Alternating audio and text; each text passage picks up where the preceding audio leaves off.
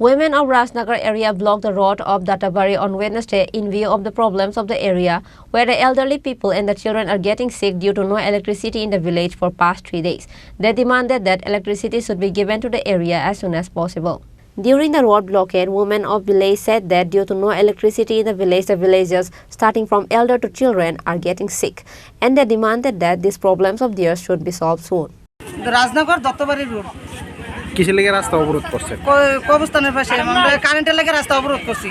আমরা আজকে 3 দিন কারেন্ট নাই, তুফানে কারেন্টের তারের উপরে গাছ ফলাই দিছে, তার কোয়ার পরও তারা আমরা কারেন্ট ঠিক করে দিছে না।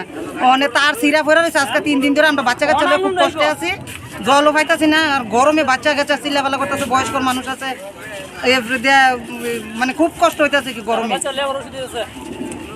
এখন আপনারা কি চাইতেছেন?